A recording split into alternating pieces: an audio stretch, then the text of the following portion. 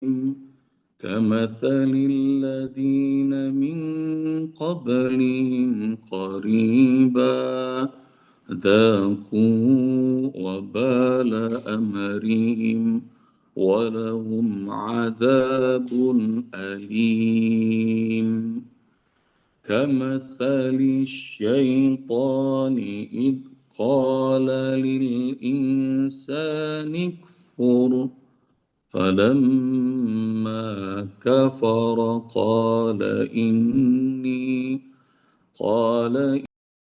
بريء منك إني أخاف الله رب العالمين. Perumpamaan mereka, kata Allah Subhanahu wa Ta'ala ayat 15, seperti orang-orang sebelum mereka yang belum lama, belum jauh dari mereka.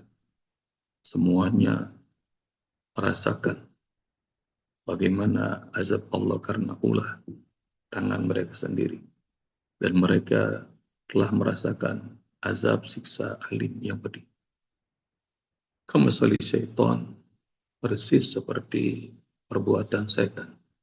Idh qala lil insani kfur, ketika setan nyuruh manusia untuk kafir. Falamma kafar, begitu manusia sudah kafir, setan bilang, ini bari'um minka, saya enggak tanggung jawab. Saya berlepas diri. Inni akhafullah rabbal alamin, aku takut sama Allah Subhanahu wa Ta'ala. Bunda rahmati Allah Subhanahu wa Ta'ala, ini persaudaraan karena syahwat, karena dunia, karena kepentingan selain Allah kayak gini, salah-salah. Jadi pelajaran pertama dari ayat ini, jadi salah-salahan dan nggak ada yang mau tanggung jawab. Nah ini persahabatan kalau karena dunia, persaudaraan karena bukan karena Allah, nanti begini. Dan ayah bunda mungkin pengalamannya lebih banyak dari saya. Usbab aja yang urusan hidupnya, urusannya dakwah, ibadah mulu aja sering begini ngerasain. Apalagi yang urusan dunia beneran. Capek, letih, kepala jadi kaki, kaki jadi kepala, banting tulang, peras keringat, banyak banget istilahnya. Susah banget kayaknya dunia.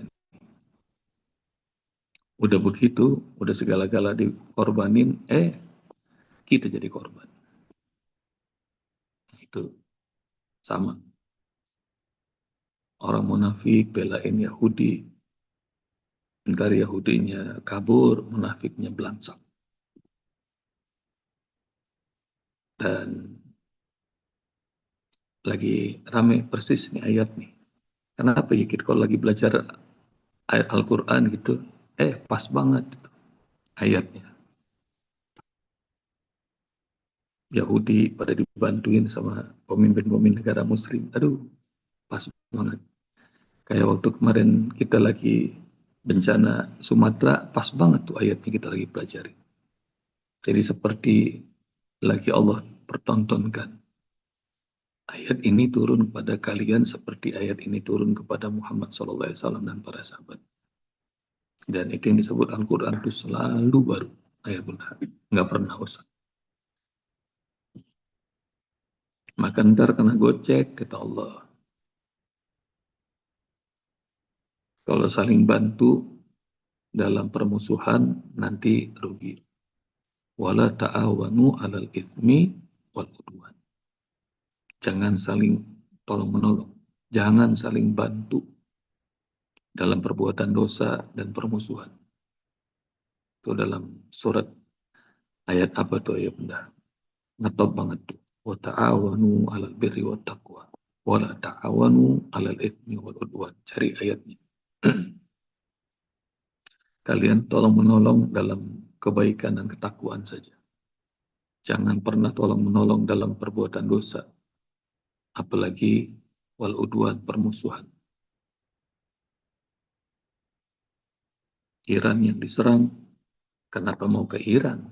Harusnya yang nyerang tuh disamperin, bukan jadi mediasi datang ke Iran. Datangnya ke sana yang nyerang, dan Iran cuma balas. Begitu balas, nah kemarin ucapan Osbom, tungguin aja, bentar lagi ya, minta gencatan senjata.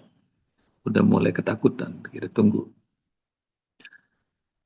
Dan ini ya Bunda, persaudaraan dalam dalam Islam.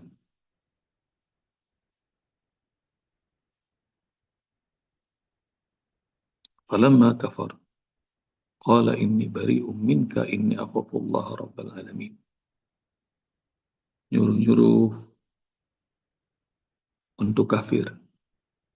Kalau anak sekarang nggak tahu ya Bunda, pada tahu nggak istilahnya? Nyuruh mokel, mokel. Bunda pada update nggak tuh mokel? Sekarang banyak banget nih. Nyuruh buka puasa, mokel istilahnya. Dan itu bahasa-bahasa itu selalu muncul ya Bunda supaya orang tua pada kagak tahu. Dan ntar ada bahasa-bahasa yang aneh-aneh selalu begitu. Sama setiap zaman selalu begitu. Orang tua selalu digocek sama anak-anaknya. Kayak dulu nggak pernah, Badung aja nggak pernah nakal, pasti pernah ya. Jadi ngebohongin orang tua. Nah itu, nah sekarang lagi rame, mokel, mokel. Nggak tahu tuh panjangan dari apa. Maksudnya ngebatalin puasa.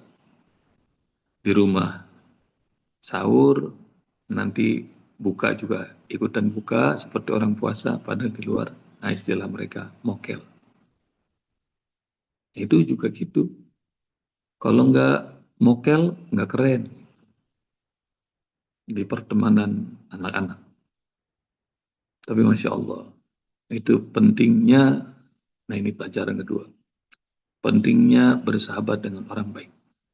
Kata Rasulullah SAW, yang bersahabat dengan tukang besi pasti kebagian asap, bajunya bolong. Dan bersahabat kepada tukang minyak wangi kebagian harum. Dan fanzur, perhatikan, ila man yukhalil, sama siapa kita berteman. Kalau bertemannya, bestiannya sama orang-orang soleh soleha, insya Allah ke bawah-bawah soleh soleha. Kumpulnya sama ahlul Quran, jadi ahlul Quran. Kumpulnya sama orang-orang soleh, meskipun cuma anjing, masuk surga. Masuk surga. Tapi kiai, ustadz kumpulnya sama orang-orang bajingan, ya ntar ke bawah-bawah. Ke bawah-bawah. Dulu Usbop pernah disamperin sama partai yang udah terkenal dah. Yang partainya itu banget, yang banyak merugikan negara ini. Usbop selalu ceramah buka puasa live di RRI 3. Dan mereka ceramah di RRI 1. Jadi sama-sama disiarkan nasional di gedung RRI setiap hari. Dan kami buka puasanya di sana. Tapi Masya Allah, kalau yang situ partai yang ceramah profesor ini, itu. Gonta ganti. Sementara Uspop nggak ganti-ganti. Sebulan full ceramah di RRI. Lalu kemudian kalau buka puasa di ruangan yang sama. Jadi kenal tuh sama pengurus-pengurus partai itu. Dan lucunya lagi, pengurus partainya itu salah satunya adalah doktor lulusan dari pesantren terkenal.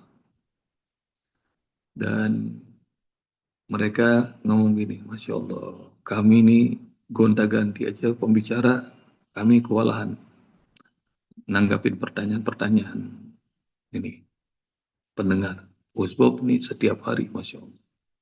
Usbop ngajar. Nah, terus kemudian di prospek sama mereka, Usbop masuk partai kita aja. Kenapa emang saya bilang gitu?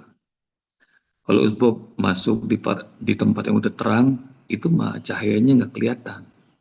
Di tempat kita ini gelap, Usbop. Mereka sadar nyebut tempat kita gelap.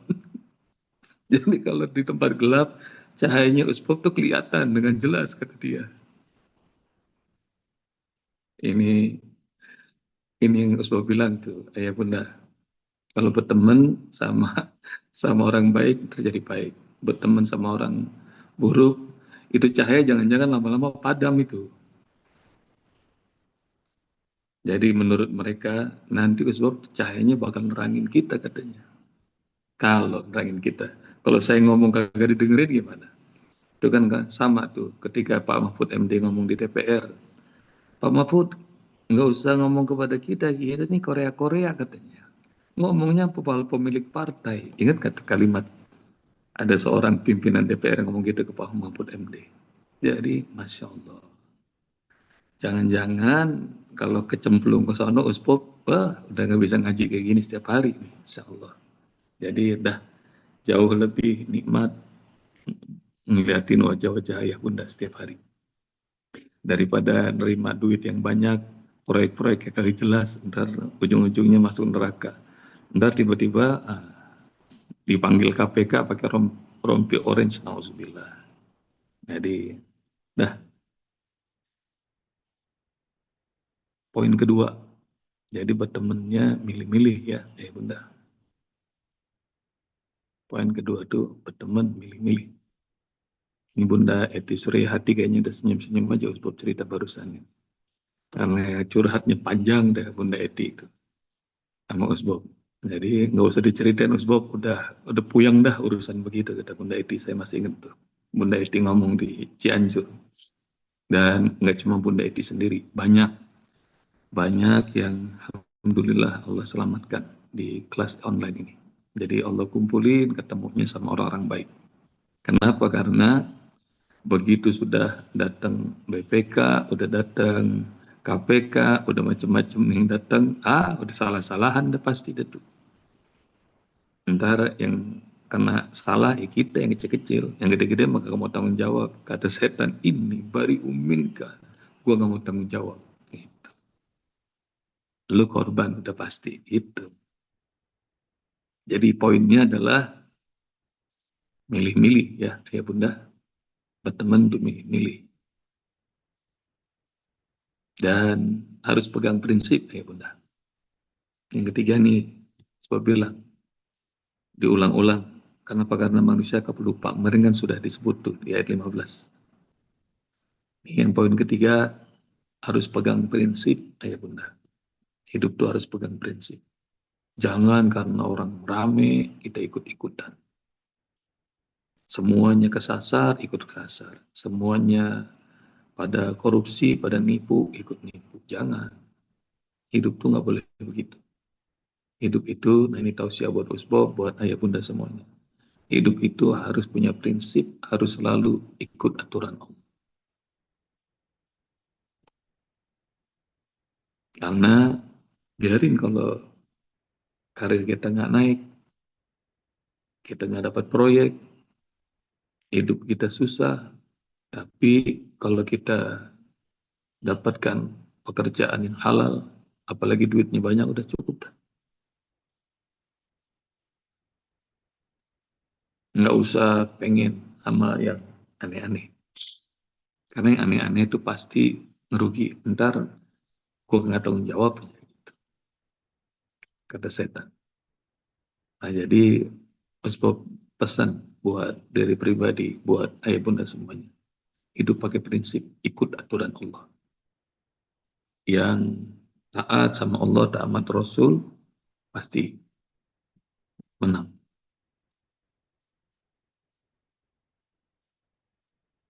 Semua pedagang pada nipu, jualan aja yang jujur.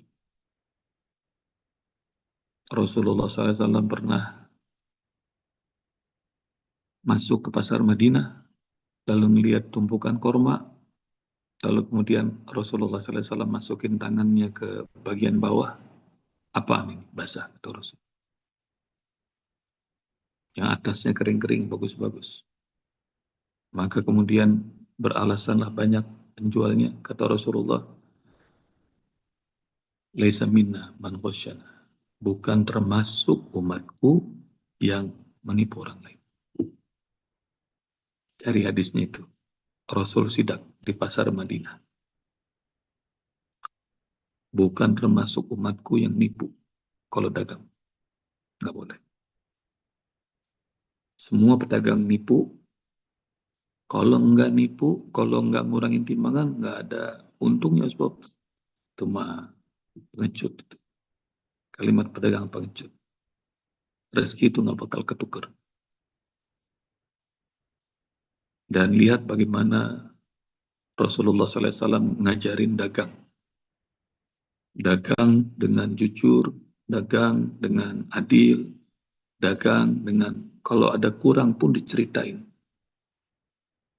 Produk kita ada kurangnya sampai sama orang lain. Dan Rasul itu pedagang dari usia kecil. Jadi dari usia masih kecil ikut sama pamannya Abu Thalib ke Syam. Jadi sudah ekspor itu, ekspor impor. Dan selalu di antara semua kafilah Muhammad selalu jadi juara. Belum jadi sallallahu alaihi wasallam, belum jadi rasul. Kalau dagang pasti juaranya Muhammad. Kata orang-orang dari semua kafilah yang berangkat. Kenapa? Karena jujur, murah senyum. Karenanya tuh ayah bunda nanti belajar. Cari hadisnya kata Rasulullah. At-tajir as-saduq al-amin. Pedagang yang jujur, yang amanah, nanti bersama para nabi di surga. Ih, bisa loh di pasar bisa dapatkan surga bareng nabi, para nabi. Gimana? Dagangnya jujur, jangan ikut kebanyakan orang. Itu. Jadi prinsip ya, ya bunda, pegang prinsip.